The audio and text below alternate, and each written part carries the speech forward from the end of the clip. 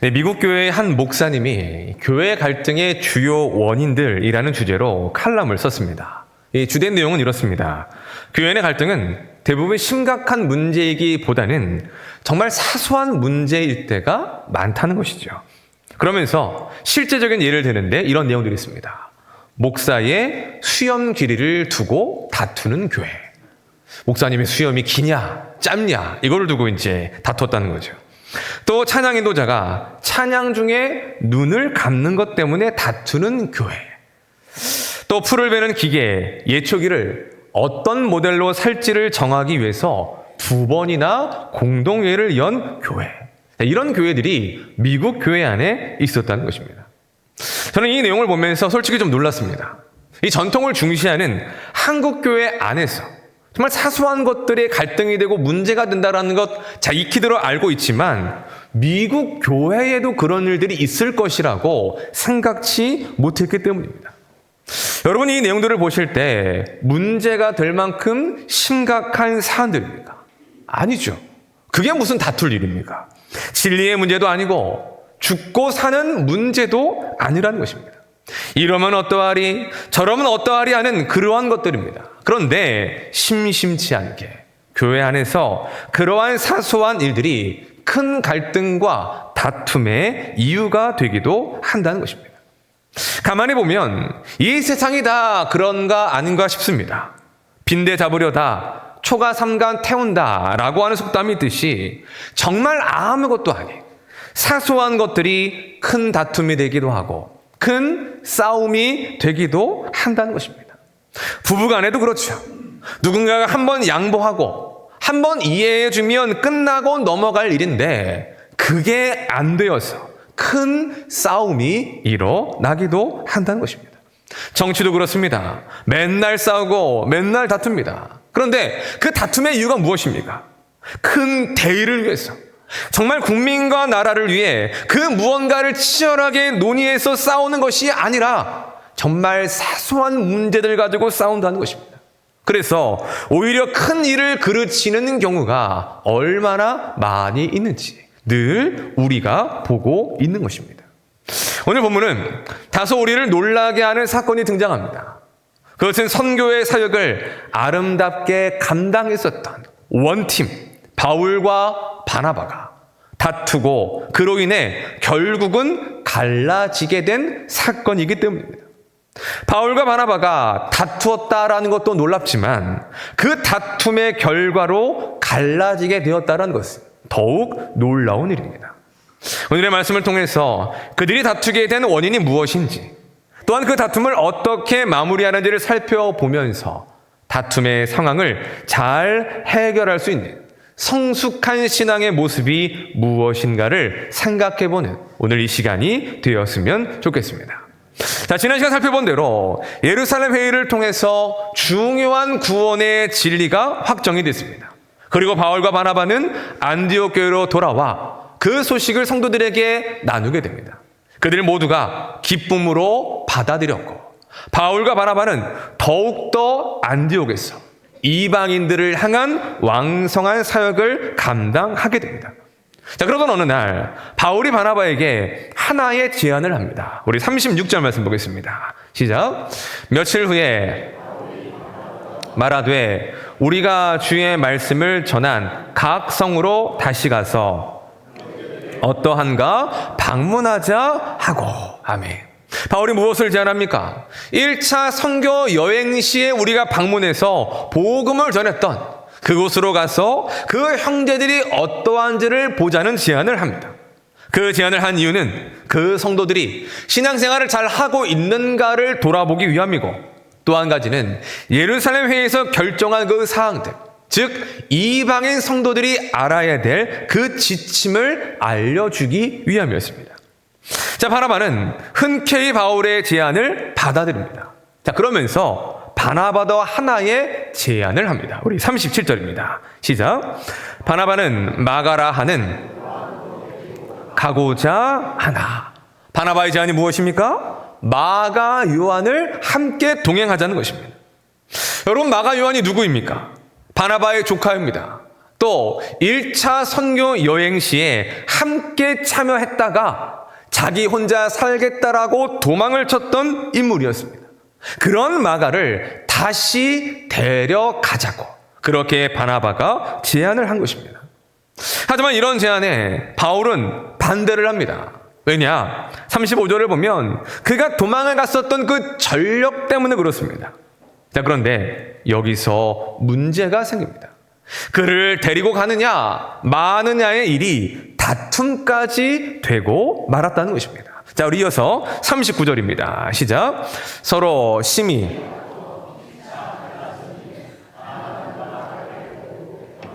구브로로 가고 아멘. 성경은 이렇게 표현합니다. 심히 다투어 피차 갈라 섰다라는 것입니다. 자, 여기서 우리가 주목해야 될 단어는 바로 이 심히 다투어라고 번역된 단어입니다. 헬라어로 파록시스모스라는 단어를 사용하는데 이 단어는 두 가지의 뜻을 가지고 있습니다. 첫째, 격렬한 불화를 뜻합니다. 즉 심히 다투었다라는 것은 바울과 바나바 두 사람의 의견이 아주 강하게 충돌했다는 것입니다. 또 그 과정에서 의견뿐만 아니라 그들의 감정 또한 격렬하게 충돌했음을 보여준다는 것입니다. 자, 그러면 왜 이렇게까지 다투게 된 것일까? 여기서 바나바와 이 바울의 입장을 한번 생각해 보겠습니다. 자, 먼저 바나바입니다. 그는 마가 요한을 데려가고자 했습니다. 가장 큰 이유는 무엇이냐? 그를 다시 한번 기회를 주고 훈련하여 복음의 일꾼으로 세우고자 했던 것입니다. 여러분, 바나바란 이름의 뜻이 무엇입니까? 위로의 아들, 격려의 아들입니다. 바나바의 장점, 바나바의 은사가 위로하는 일이고 격려하는 일이었습니다. 그래서 바나바는 그 위로함을 통하여 사람을 잘 세워가는 그와 같은 탁월한 은사가 있었던 이가 바나바였습니다. 사도 바울이 바로 그 증거라는 것이죠. 바울이 다메스크 도상에서 예수님을 만납니다. 그리고 그 즉시로 예수님을 전파했지만 당시 교회와 성도들은 그런 바울을 믿지 못했습니다. 워낙 그가 교회와 성도들을 잔혹하게 핍박했기 때문입니다. 그래서 선뜻 바울의 회심, 바울의 진심을 믿지 못했고 그를 형제로서 교회 안으로 받아들이지 못했다는 것입니다. 그런 때에 바울을 믿어주고 형제로 받아주었던 이가 누구이냐? 바로 바나바라는 것입니다. 아무도 바울을 믿어주지 않을 때, 아무도 바울을 형제로 받아주지 않을 때 바나바가 믿어주고 바나바가 받아주었습니다. 또 바울을 목회의 현장, 선교의 현장으로 이끌어간 것 또한 역시 바나바였습니다. 곧 지금의 바울이 있도록 세워준 이가 바로 바나바였다는 것입니다. 자, 그런 차원에서 바나바는 마가 요한을 데려가기를 원한 것입니다. 비록 1차 때는 그가 도망을 갔지만 다시 한 번의 기회를 주어 신실한 주의 일꾼으로 세워가기를 원하는 마음에서 그러한 제안을 했던 것입니다. 바로 이것이 바나바의 입장입니다. 자, 그럼 바울의 입장은 어떨까요? 바울은 마가 요한의 동행을 반대합니다. 왜냐? 그가 아직 준비되지 않았다라고 보았기 때문입니다. 마가 요한이 도망갈 사건을 경험했을 때 바울 입장에서는 적지 않은 충격이었을 것입니다.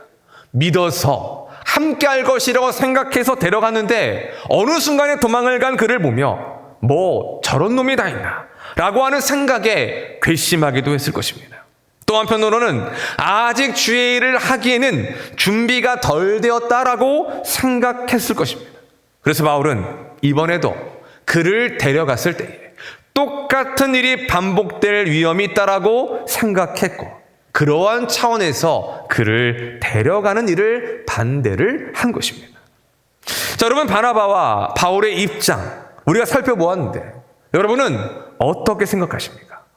마가 요한을 일꾼으로 세우기 위해 데려가야 한다라고 말하는 바나바, 반면 훈련되지 않았고 준비되지 않았기 때문에 안 된다라는 바울, 두 사람의 의견 중에 어느 것이 맞고 어느 것이 옳은 것일까요? 그 답을 찾기 위해서는 하나님의 일하심의 방식을 보면 됩니다. 하나님은 하나님의 일들을 행하실 때 사람을 통해 행하시죠. 다양한 사람들을 부르시고 그들을 통해 하나님의 역사를 이루어 가십니다. 자, 그러면 하나님은 잘 준비된 사람만, 잘 훈련된 사람만 사용하실까요? 아니면 아직 준비되지 않았고 아직 덜 훈련되었지만 그러한 이들도 하나님은 사용하실까요? 답은 둘 다 사용하신다는 것입니다.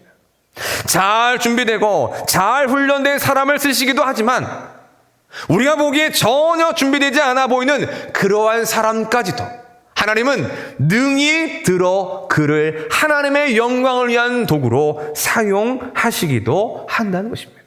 그것이 무엇을 가르쳐주는 것입니까?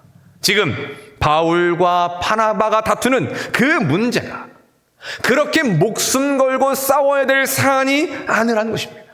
데리고 가느냐 마느냐, 어떤 사람을 쓰시느냐, 이건 맞고 틀리고의 문제도 아니고 옳고 그름의 문제도 아니었다는 것입니다. 즉 그들의 문제는 생각의 다름, 의견의 다름의 문제였을 뿐이라는 것입니다. 자, 그런 문제라면 어떻게 해야 될까요? 서로가 한 발짝 물러나야 할 것입니다. 서로의 입장에서 한 번 더 생각해 봐야 할 것입니다. 그러면 그렇게까지 심하게 다투는 상황이 되지 않았을지도 모릅니다. 그런데 바울과 바나바는 어떻게 합니까? 굽히지 않습니다. 자기의 생각과 자기의 의견만을 서로가 첨예하게 주장합니다. 그러다 보니 결국은 감정의 싸움이 되고 격렬한 불화로까지 이어지게 되었다는 것입니다. 저는 이 대목을 보면서 한편으로는 위로가 되었습니다. 바울과 바나바도 그 위대했던 사람들조차 사소한 일에 고집도 부리고 실수하는구나. 믿음 좋은 하나님의 일꾼들도 이렇게 사소한 일들로 다투고 싸울 수 있구나 라는 생각이 들었기 때문입니다. 저도 그럴 때가 많은 사람이기 때문이라는 거죠. 집에서도 그렇고 교회에서도 그렇고 고집을 부릴 때가 있습니다. 일명 똥고집이라고 하죠. 아무것도 아닌데 그렇게 고집을 부릅니다. 생각해보면 정말 별거 아니고 사소한 일인데 굽히지 않고 제 주장과 의견만 내세울 때가 있다는 것입니다.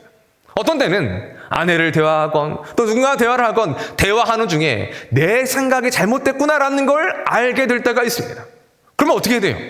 그 자리에서 내가 잘못 생각했다, 미안하다, 당신 말이 옳다라고 인정하면 될 텐데 제 안에 있는 그 알량한 자존심이 무엇인지 끝까지 인정하지 않습니다. 머리로는 알고 아는데 인정하지 않고 그냥 고집을 부리게 된다는 것이죠. 그러다가 결국은 감정이 상하는 일들이 벌어지기도 합니다. 그리고 나중에 꼭 뭐 하는지 아십니까? 후회를 하죠. 그럴 필요 없었는데, 그렇게까지 할 필요가 없었는데, 알량한 자존심을 내세웠던 제 자신이 부끄럽고 그로 인해 일들을 어떻게 해결해야 되고 하는 그러한 고민과 후회만이 남는다는 것입니다. 사랑하는 여러분, 여러분은 어떠하십니까? 혹 여러분의 가정 안에서, 부부의 관계 속에서, 자녀들과의 관계 속에서 그러한 일들이 있지 않으십니까?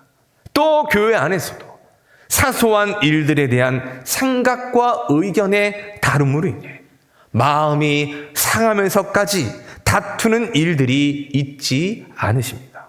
성도가 생명을 걸고 싸워야 될 때가 있습니다. 그건 진리의 문제일 때입니다. 또한 신앙의 자유가 걸린 문제일 때는 그래야 됩니다. 이 두 가지는 양보도 타협도 없이 정말 생명 걸고 싸워야 될 문제입니다. 하지만 그러한 문제가 아니라면 우리는 다투어서는 안 되는 것이죠. 서로가 한 발짝 물러나 서로의 입장에서 생각하고 이해하며 나아가야 한다는 것입니다. 바라기는 다툴 수 있는 상황에서도 서로의 다름을 인정하고 서로의 입장을 먼저 생각하여 지혜롭게 그 문제들을 풀어 나아갈 수 있는 우리 모든 성도들이 되시기를 예수님의 이름으로 축원합니다. 자, 이제 바울과 바나바의 다툼의 결과는 피차 갈라지는 것으로 정리가 됩니다. 그렇게 해서 바나바는 마가를 데리고 1차 선교 여행지의 첫 번째 사역지, 자신의 고향 구브로로 갑니다. 그리고 바울과 실라는 2차 선교 여행을 하게 되는데 지도에서 보듯이 안디옥에서 북서쪽으로 육로를 이동하여 더베와 루스트라까지 이동을 하게 되는 것입니다. 자, 그러면 여기서 한번 생각해 보겠습니다. 바울과 바나바가 갈라질 때 좋게 갈라졌을까요? 안 좋게 갈라졌을까요? 좋지 않은 감정을 남긴 채 내가 다시는 네 얼굴 보나 봐라 라고 하는 마음으로 그렇게 쌩하고 갈라졌을까요? 오늘 본문의 말씀만 보면 심히 다투고 감정이 상한 채 갈라진 것처럼 생각할 수 있습니다. 하지만 그렇지 않다는 것입니다. 그래서 어떻게 할 수 있느냐? 심히 다투어라고 번역된 이 파록시스모스라고 하는 헬라어 단어가 또 하나의 의미를 가지고 있기 때문입니다. 그 두 번째 의미가 무엇이냐? 바로 격려하다입니다. 우리 히브리서 10장 24절 말씀 보겠습니다. 시작. 서로 사랑과 선행을 격려하며. 아멘. 히브리서 기자는 마지막 때가 가까이 올수록 교회 공동체는 서로를 돌아봐야 된다. 사랑과 선행으로 서로를 격려해야 된다라고 강조합니다. 여기서 격려하다라고 쓰인 단어가 바로 파록시스모스, 심히 다투어로 사도행전 15장에서 말씀하였던 그 단어가 여기에서는 격려하다로 쓰이고 있다는 것입니다. 첫 번째 뜻으로 보자면 39절은 우리 성경 그대로입니다. 서로 심히 다투어 피차 갈라서니라는 뜻이 됩니다. 그런데 두 번째 뜻으로 보자면 이렇게 됩니다. 서로 격려하며 피차 갈라서니. 완전히 다른 뜻이 되고 있는 것입니다. 자, 그러면 이것이 무엇을 의미하는 것일까요? 분명 바울과 바나바는 마가의 문제로 인해서 격렬하게 감정까지 오가며 다투었습니다. 하지만 그들이 갈라지게 될 때는 어떻게 갈라졌느냐? 서로를 격려하며 갈라쳤다는 것입니다. 곧 다툼으로만 끝나지 않고 서로의 감정을 상한 채로 헤어진 것이 아니라 그들이 갈라지기 전, 헤어지기 전 화해하고 화목하며 서로를 용서해 주었다는 것입니다. 그리고 더 나아가 서로의 사역을 격려하며 갈라졌다는 것을 우리에게 보여주고 있는 것입니다. 때로 우리는 분리와 분열을 안 좋게 생각하는 경향이 있습니다. 교회는 특히나 그렇습니다. 왜냐? 하나됨을 중요시하기 때문에 분리나 분열을 그 하나됨의 반대의 의미로 생각하기 때문입니다. 하지만 분열이 언제나 나쁜 것만은 아니라는 것이죠. 예를 들어 세포의 분열이 그렇습니다. 자, 그림을 보시면 왼쪽 맨 위에 세포 하나가 있습니다. 그것이 세포 분열의 과정을 통해서 두 개로 나누어집니다. 살아있는 모든 생명체 안에서는 끊임없이 세포의 분열이 일어나는 이 일들이 일어나고 있다는 것입니다. 만약 세포가 갈라지지 않고 우리는 헤어지기 싫다고 하여 분열하지 않는다면 어떻게 될까요? 그 생명은 성장도 발달도 없이 결국은 죽을 수밖에 없는 것입니다. 건강한 세포가 분열해야 건강하듯이 건강한 분리와 분열은 우리의 삶에 필요한 부분일 수 있다는 것입니다. 가정이 그렇습니다. 여러분, 자녀가 장성하여 결혼할 때가 되었는데 부모가 계속 끼고 살면 됩니까? 안 됩니까? 안 되죠. 독립시켜야 되고 결혼을 시켜야 합니다. 그래야 또 다른 가정이 만들어지고 그 가정 속에서 또 다른 생명이 태어날 수가 있다는 것입니다. 교회도 그렇습니다. 교회는 교회를 낳아야 됩니다. 또한 구역은 구역을 낳아야 됩니다. 계속해서 분열하고 계속해서 분리되어야 이 땅 가운데 하나님의 백성들과 하나님의 성도들이 충만해질 수가 있다는 것입니다. 그런 의미에서 생명력 있는 교회 공동체의 특징은 무엇이냐? 건강한 분열과 건강한 분리가 계속적으로 일어나야 한다는 것이죠. 그것이 이루어져야 건강한 가정이 되고 건강한 사회가 되고 건강한 교회가 될 수 있는 것입니다. 지금 바울과 바나바의 갈라짐이 그러한 분리와 그러한 분열이 된다는 것입니다. 그래서일까요? 하나님께서도 갈라져 사역했던 그들의 현장 속에 은혜를 베풀어 주십니다. 자, 우리 41절 말씀 보겠습니다. 41절 시작. 수리아와 다니며 교회들을 견고하게 하니라. 아멘. 이 말씀은 바울과 실라의 사역의 결과입니다. 하지만 그렇다고 하나님께서 바울과 신라의 사역에만 함께 하셨다는 것은 아닙니다. 주 초점이 바울이었기 때문에 그의 사역에 포커싱을 했을 뿐이지 하나님은 바나바와 마가의 사역에도 함께 하셨다는 것입니다. 곧 바울과 바나바라는 한 팀이 갈라짐으로 인한 바울과 실라, 바나바와 마가라는 두 팀이 되어서 그들 모두가 주의 복음을 증거하는 그 선교의 사역들을 주의 은혜 가운데에 감당했다라는 것을 오늘 우리에게 가르쳐 주고 있는 것입니다. 자, 우리는 여기서 하나님의 사역에 있어서의 중요한 원칙을 확인할 수 있습니다. 그것은 어떠한 경우에도 화목해야 한다는 것입니다. 서로를 존중하고 격려할 수 있어야 한다는 것이죠. 만약 바울과 바나바가 감정이 상한 채 다시는 얼굴을 보지 않겠다는 마음으로 갈라졌다면 과연 하나님께서 그들이 행했던 사역들, 그들이 밟는 그 땅마다 하나님의 복음의 역사가 일어나시게 했겠습니까? 가장 먼저 뭐하라고 하실까요? 너희가 먼저 화해하고 화목하고 그리고 나서 그 일들을 행하라고 말씀하셨을 것입니다. 즉 사역에 있어서 중요한 일들은 화목하는 것과 서로를 격려하는 것이 중요하다는 것입니다. 우리가 교회를 섬기며 주의 일들을 감당할 때 다투지 않고 싸우지 않으며 한다면 제일 좋은 일일 것입니다. 하지만 많은 경우에 생각과 의견의 다름이 논쟁이 되기도 하고 그것이 감정의 다툼이 될 수도 있다는 것입니다. 그런데 그럴 수 있습니다. 어떻게 교회 안에서 어떻게 성도들이 다툴 수 있느냐? 그럴 수 있다는 것입니다. 왜냐? 우리가 완전하지 않기 때문이고 여전히 은혜가 필요한 연약한 죄인이기 때문에 그렇다는 것이죠. 하지만 문제는 그 다음입니다. 그렇게 다투고 난 이후에 그렇게 감정에 충돌한 이후에 어떻게 정리하고 수습할 것이냐, 이것이 더 중요하다는 것입니다.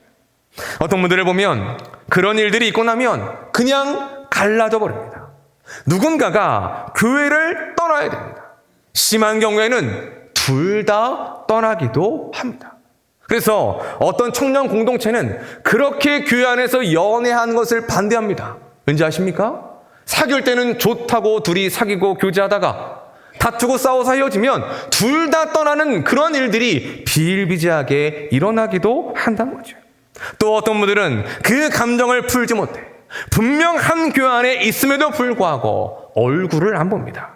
봐도 못 본 척 인사도 안 한다는 것이죠. 속된 말로 죄송합니다. 쌩까는 일들. 쌩깐다는 거죠. 하지만 그건 올바른 신앙의 모습이 아니라는 것입니다. 우리가 마태복음 5장 말씀을 보겠습니다. 시작. 그러므로